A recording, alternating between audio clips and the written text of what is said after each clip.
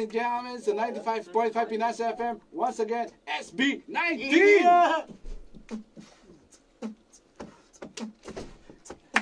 Puso'y nag-iisa, mayroong himig na... Okay! Aking alaala, di na dapat tumitig pa sa iyong mga mata. Ngayon ikaw na lang ang nakikita. Yeah, we gotta go up. Ibibigay ko ang ating puso. Yeah! Sa pag-abot ng pangarap dito. Handa kong harapin ang lahat, yeah. Kahit pa imposible, yeah, we gotta go fire. Di na matatanggi, got me like fire. Ikaw na ang aking hinahanap. Oh, I do, yeah. Baby, I do. Yeah. I need your love right now. Yeah. Parang ang hirap nun ah. Galing ah. Grabe! Ang taas pa rin. Okay lang yan, okay lang yan. Ganyan na ginawa yan? Yung ganun pong arrangement, ngayon lang po namin ginawa. Basta po pakiramdaman na lang.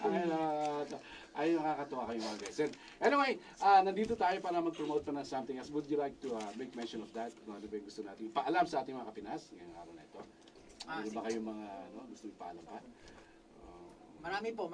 Chef Chris, marami. Isa-isayin na natin yan, marami pala eh.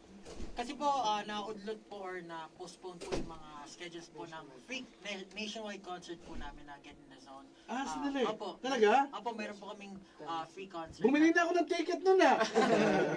Ano po, bali, Yun. 4 na po yung napuntahan namin out of 10. So, i-follow na lang po nila yung official page namin for the official announcement about the schedules of the concerts po. Free po yun. So, kailangan nyo lang po mag-register para makapasok dun po sa concert namin. And meron po kaming gaganapin na concert sa Araneta Coliseum po sa March 19 na po yan. Malapit na. Opo, malapit na po. Sana po nakakuha na po kayo ng tickets. Kung hindi pa, grab now. Please grab now. Talaga namang bibigyan namin kayo ng matinding performance.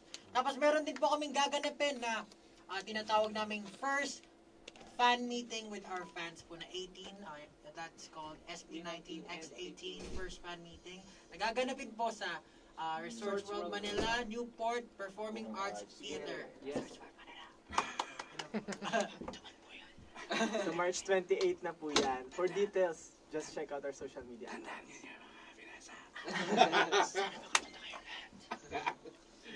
Okay, wala ba kayong gustong sabihin aside from the concerts, the shows, bago yung inyong social media account?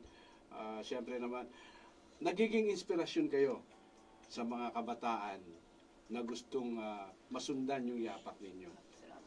Ano ang gusto nyong i-impart sa kanila para masundan as you guys as inspiration yung step na ginagawa ninyo sa achievements ninyo?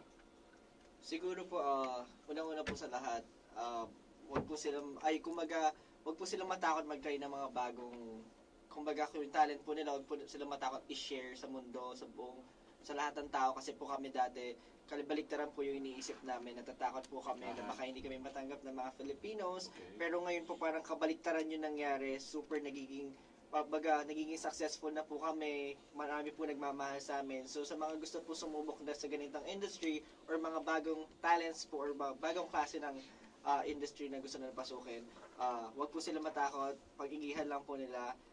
Kung mag-focus lang po sila sa mga gusto nila, makukuha rin po nila yun in time. Wow.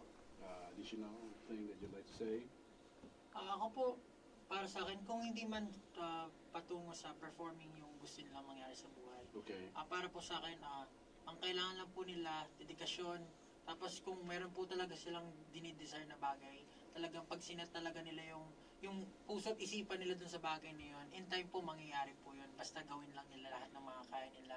Kung may mga tao na parang pinipigilan sila or parang hindi na niniwala sa kanila, wag po nilang pakinggan yun. Maniwala po sila sa sarili nila and mangyayari po ang lahat in time. Wow. Good. Thank you guys.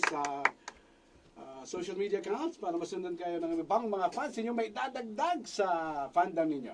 Yes po, just search for SB19 Official or Official SB19. Meron po kaming Facebook, Twitter, Instagram, and a YouTube channel po. Sana po i-check nyo po yun para malaman nyo po yung mga updates about SB19. Maraming salamat po. Yun. Thank you guys. At saka siya nga pala, yung countdown namin sa Pinoy Pop 12 at 12 countdown. Nakikita namin yung engagement ng fandom ninyo doon sa support nila sa mga awitin ninyo. Again, invite them again to support your song sa 95.5 Pinas FM.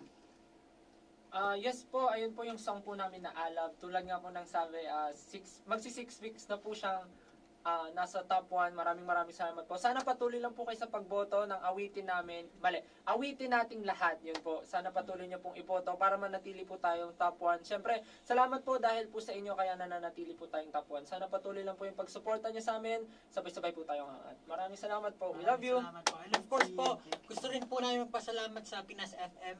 Sa katunayan po, naging malaking bagay po yung platform na ito at saka yung program, lahat po na bumubuo ng programang ito para ma-promote or makilala yung talento ng grupo namin. So, nagpapasalamat po talaga kami sa inyo. At syempre, nandito pa rin susuporta sa inyo ang Pinas FM all the way para sa Salamat. SB19. Maraming salamat po. Ladies and gentlemen, SB19, thank you very much! Salamat po.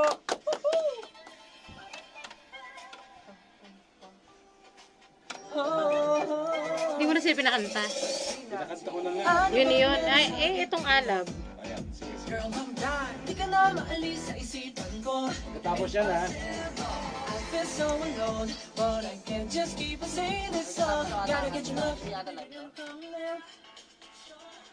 Ladies and gentlemen, I'm cutting this off because we need to have it live right now. 1, 2, 3, go guys! Ano? Hindi na Three. marinig. 2, 1. Kantayin natin na sabay-sabay ang alam. Again, 1, 2, 3, go! 5, 6, 7, 8. Burn up fire, di na matatanggi. Got me like fire, ikaw na ang aking hinahanap. Oh, I do love you, baby, I do love you. I need your love right now. Hey! Thank you, ladies and gentlemen, SB19! Thank you po. Maraming salamat po.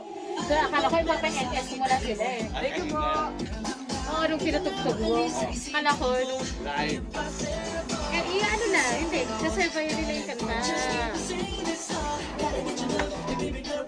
sir. Hindi nila